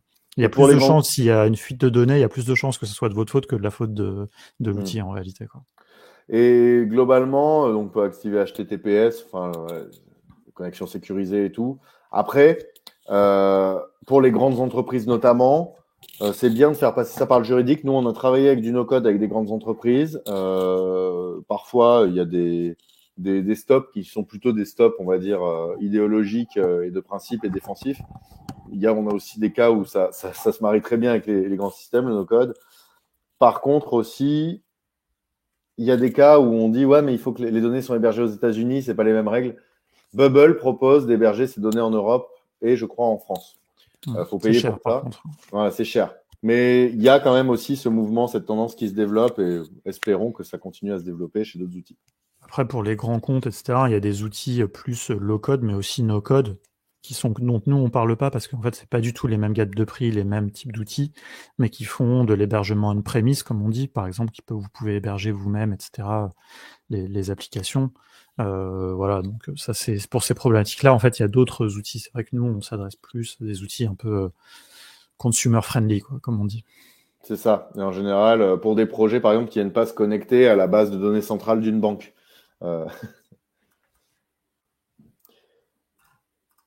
Peut-on garantir l'accessibilité d'un site RG2A avec des outils no-code? Donc là, on parle de l'accessibilité aux personnes en situation de handicap. C'est une très bonne question sur laquelle on a ça dans notre liste de tâches. Il faut qu'on explore ce sujet, d'autant que chez Simplon Prod, à l'époque, tu avais bossé dessus. Moi, j'ai fait des recherches un petit peu sur là récemment. J'ai lu un article en fait qui comparait les pratiques d'accessibilité de Wix, Weebly et puis un troisième outil, je sais plus lequel, Strikingly, il me semble. Et globalement, ce qu'il disait, c'est que il y a un effort qui est fait. En fait, il faut savoir qu'aux États-Unis, c'est quand même l'accessibilité est un vrai enjeu, quoi. C'est plus les gens sont beaucoup plus sensibilisés là-bas, personnes en situation de handicap, que ici. Donc, ces outils en général font des efforts là-dedans. C'est jamais parfait. Et comme vous n'avez pas accès au code, vous pourrez rien y faire, quoi, j'ai envie de dire. Donc ça, c'est une problématique, par exemple, pour les administrations qui ont des niveaux réglementaires, niveau RG2A, enfin niveau 2, par exemple, là, vous pouvez avoir des problèmes. Il y a des chances que vous puissiez pas utiliser ces outils à cause de ça. Mais il y a des choses qui sont faites, et après, par exemple, Webflow, vous avez un contrôle beaucoup plus fin sur le code qui est produit. Là, il n'y a rien normalement qui doit vous empêcher d'être au premier niveau sans problème, et à mon avis, même au deuxième niveau, quoi. Voilà, mais effectivement c'est un vrai sujet, et ça il faut se documenter, ou il faut demander à des experts en fait d'auditer le code généré. Mais le problème c'est que si c'est pas dans la plupart des cas sur des outils, là on parle des outils de site web, si c'est pas conforme, s'il y a des problématiques, vous pourrez pas y faire grand chose, quoi. Une question intéressante. C'est bon, on les a presque toutes traitées. Quelles sont les limites récurrentes du no-code? Donc, la scalabilité, le coût, ça dépend de l'outil, encore une fois. Chez Bubble, ça peut coûter cher s'il y a beaucoup d'utilisateurs actifs. Mais il y a d'autres sites ou d'autres outils où c'est pas forcément le cas. Par exemple, un site Webflow, tu as 100 000 utilisateurs, ça va pas te coûter plus cher, 100 000 visiteurs. Le design, ça dépend des outils. Webflow, par exemple, tu peux faire ce que tu veux en design, c'est même fait pour. Bubble, tu vas être plus limité. Glide, tu vas être très limité. Donc, ça dépend des parties pris. What else? J'ai envie de dire les fonctionnalités. Par exemple, Prisma Media, l'un de nos partenaires grands comptes, le brief qu'ils nous ont donné, en gros, c'est celes.shop. Vous pouvez aller voir, celes.shop.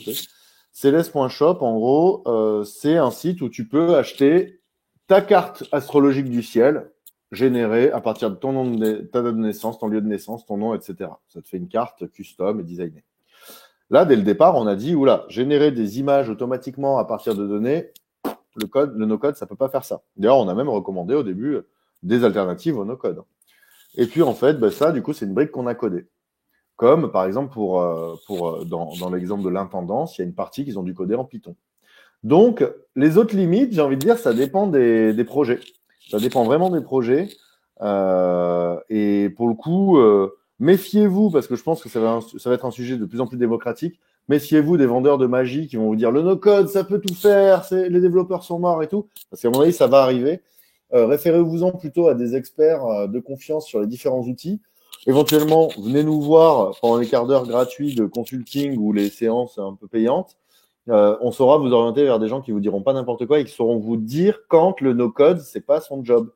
Nous, contournement, on trouverait une solution de contournement en vous disant est-ce que vous pourriez pas plutôt faire comme ci ou comme ça? Oui, non. Ben, sinon, allez voir une agence web et demandez-lui un devis. Donc voilà, les limites, ça peut être des limites de fonctionnalité au cas par cas en fonction des sujets. Quelle est la différence entre Google Sheet et Airtable? Faire très rapide. Dans le replay, si vous regardez, il y a des moments où on en parle, mais c'est vrai que c'est un peu en surface. Google Sheet, c'est vraiment un tableur. Airtable, c'est une base de données. Et on peut faire vachement plus de choses avec une base de données. Je vous invite en fait à aller sur le site d'Airtable, à cliquer sur Template, parce que ce qui est bien avec tous ces outils, c'est que souvent il y a des templates, il y a des exemples préconstruits qui vous montrent des usages que vous n'aurez même pas imaginés.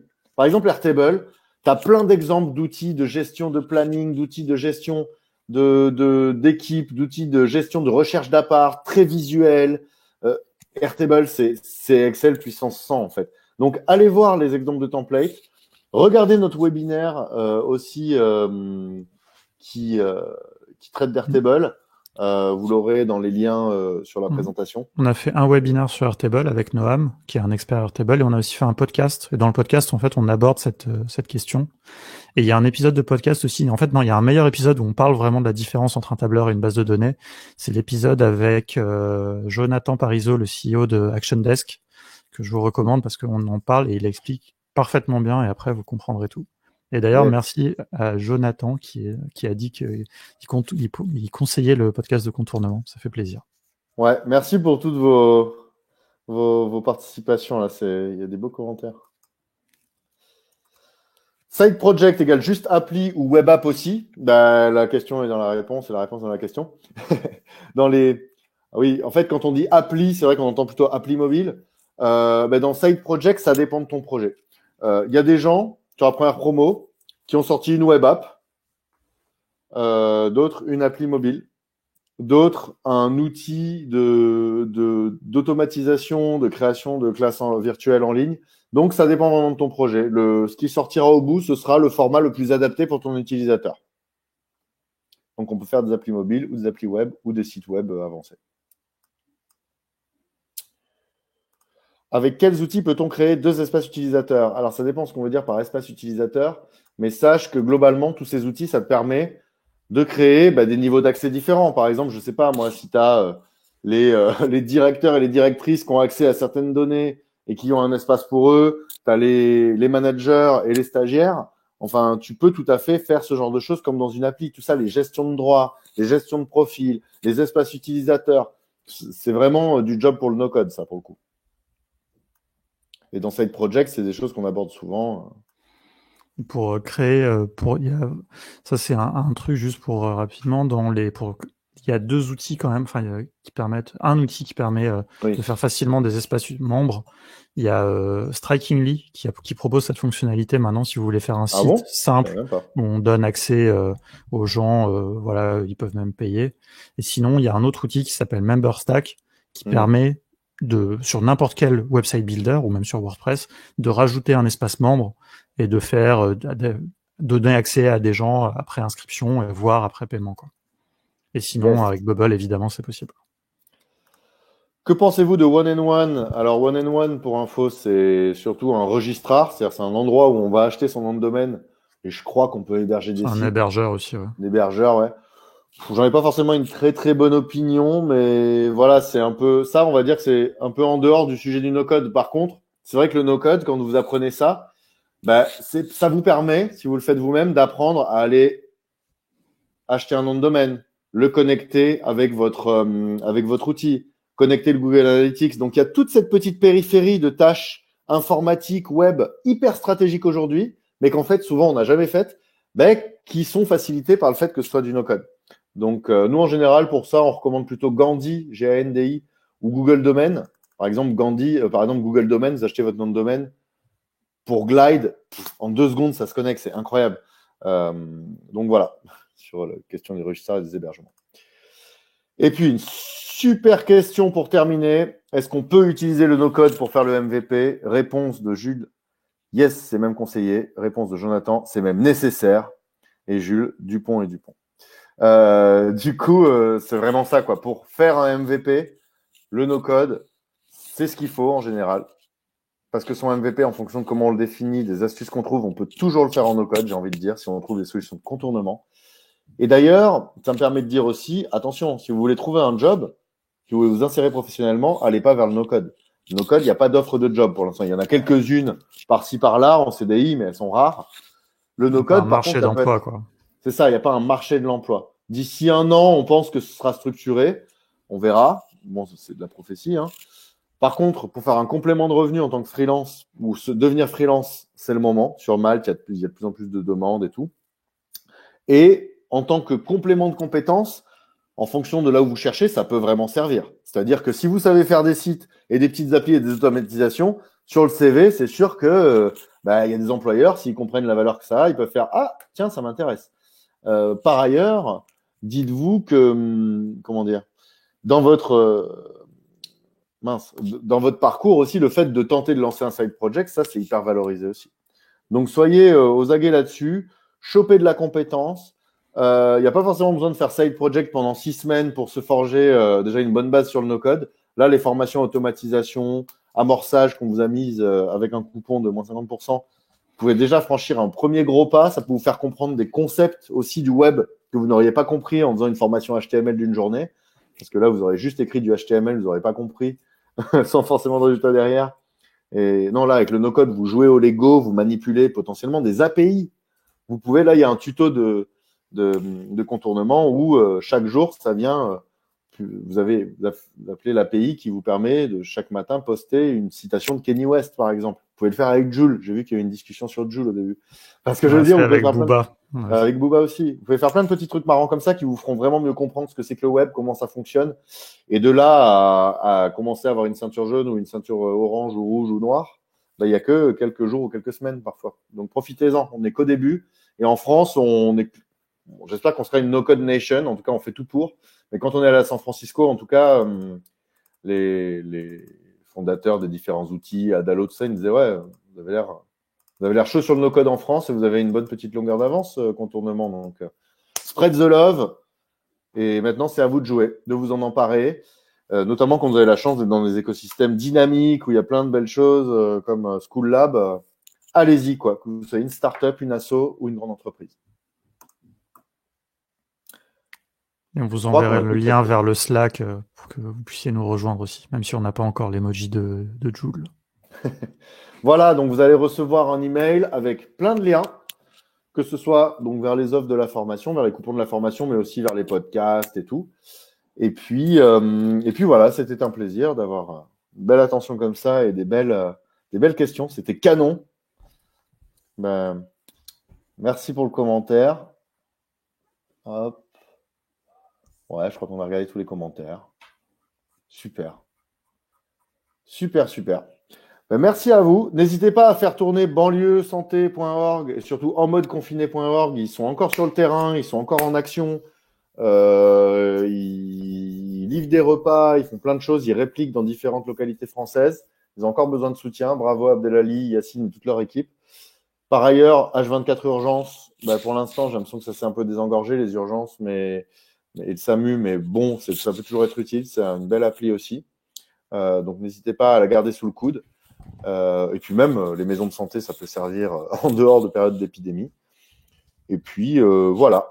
Merci pour tout. À très bientôt sur Slack ou ailleurs. Et vous avez nos emails si vous avez quelques questions que ce soit.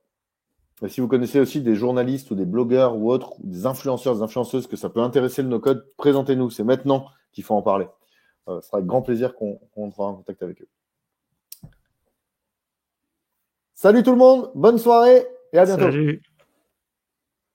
Et merci School Lab.